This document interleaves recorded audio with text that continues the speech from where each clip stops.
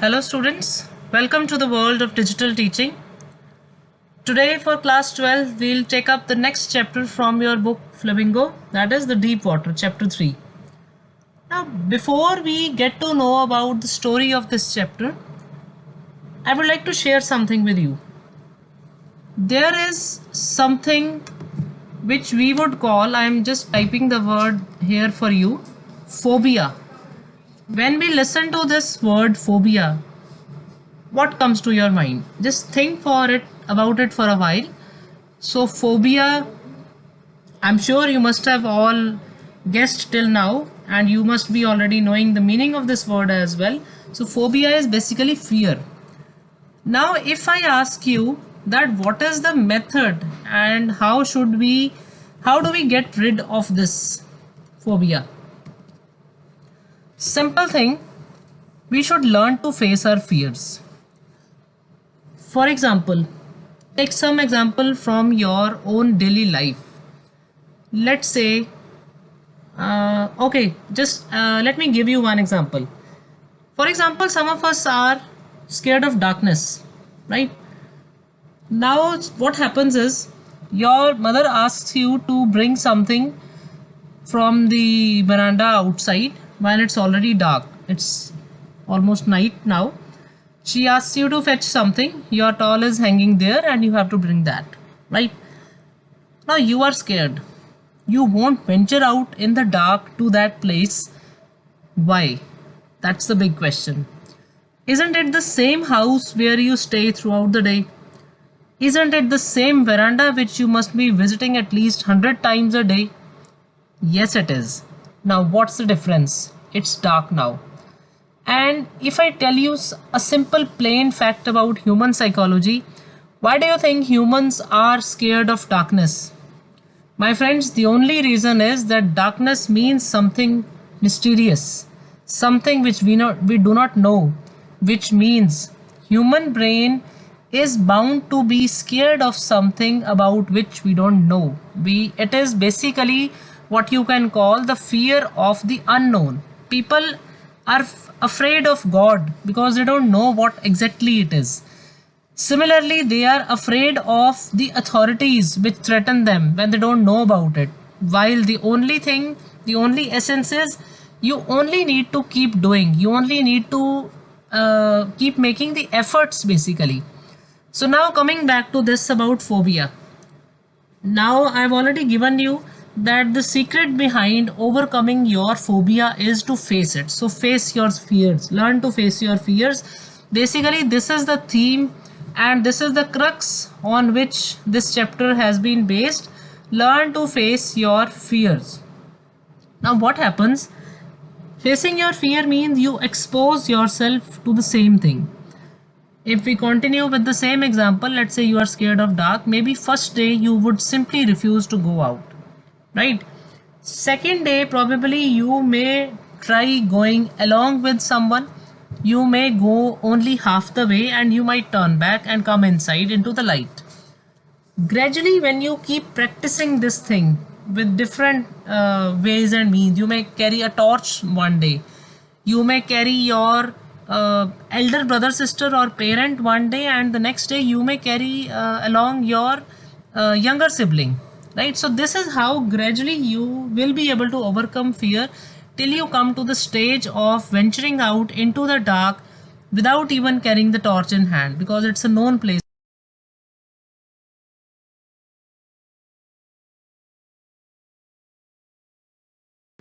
Now basically this chapter Deep Water, it deals with the childhood fear of Douglas. As you can see, the author of this chapter is William Douglas. It deals with his fear of water, and this fear of water, it is called hydrophobia. So basically the crux of this chapter, how he deals with his hydrophobia. Hydrophobia is the fear of water, right?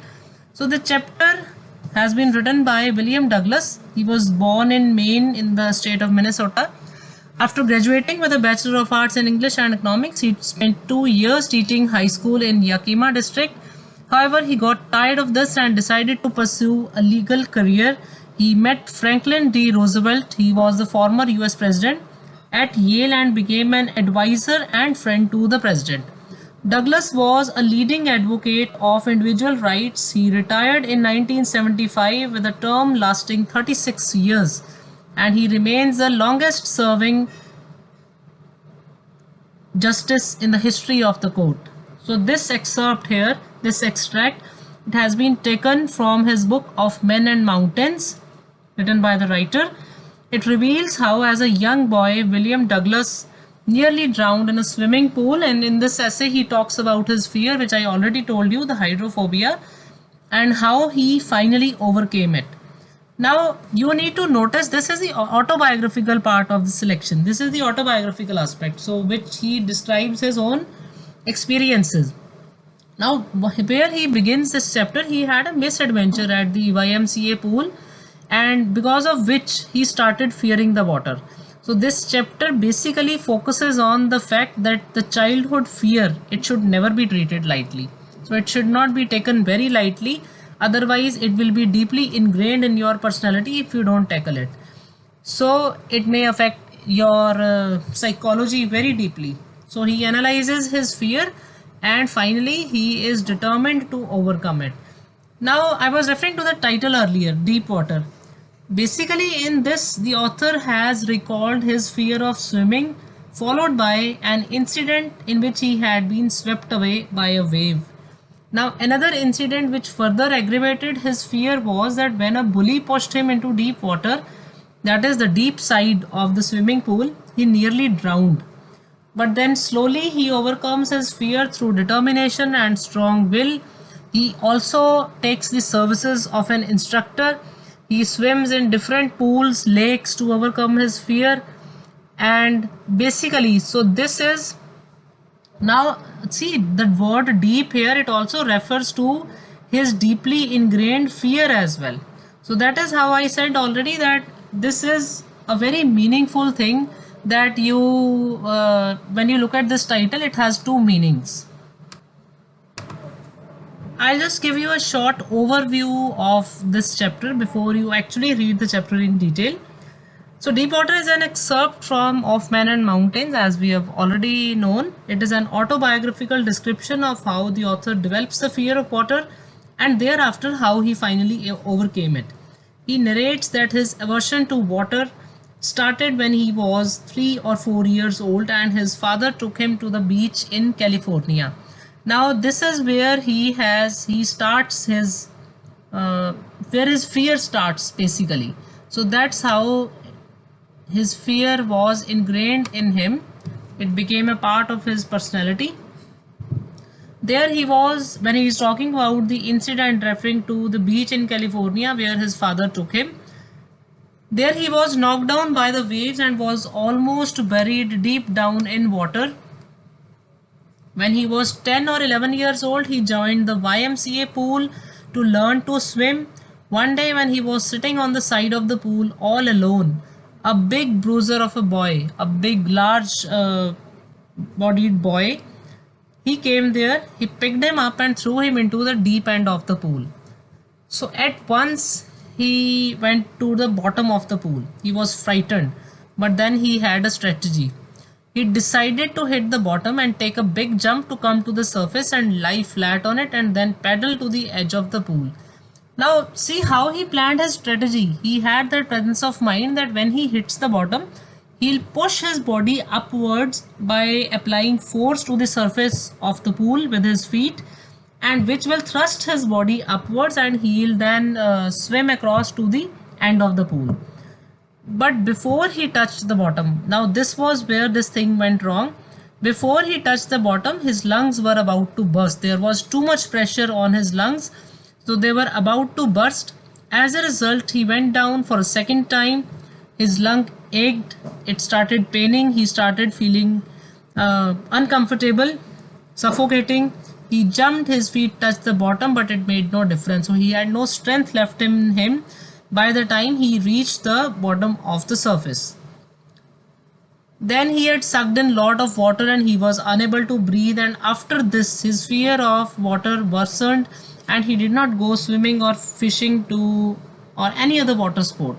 Then finally once in the month of October. He decided to overcome his fear of water. He hired an instructor to learn to swim. He started practicing swimming. Bit by bit, he shed the part of the panic that seized him. Now, see, you should be able to notice the journey, how he goes on to fight with his fear, how he wants to drive out his fear so that he is able to come out victorious, right? So that's how he is able to do that. I'll show you something before we finish. Now students, here you are seeing the difficult words that you will come across while you read your chapter, and your first task of the day is that we just had an introductory discussion about the chapter. Now before we analyze the text of the chapter, you will be going through the chapter, you will be reading the chapter. These are the few words which you will face difficulty in while going through the chapter. So I am sure this list of words here will help you, and I'll be also sharing the PDF of this in the links comment section, that is. So for the time being, listen to this intro, read the chapter. Next will be a detailed analysis of the text of the chapter, and we'll also analyze the theme side by side. And these are the two lists that I am sharing here with you of the words which you will come across. Keep the list in front of you, open in front of you while you read the chapters. Here, this is the second list. So I'm sure you will all enjoy reading the chapter. It's a very easy and interesting story. You will be able to relate it to your own fears. This chapter will actually inspire you to overcome your fears. So happy reading, enjoy, take care. So see you soon with the detailed analysis of the chapter. Thank you.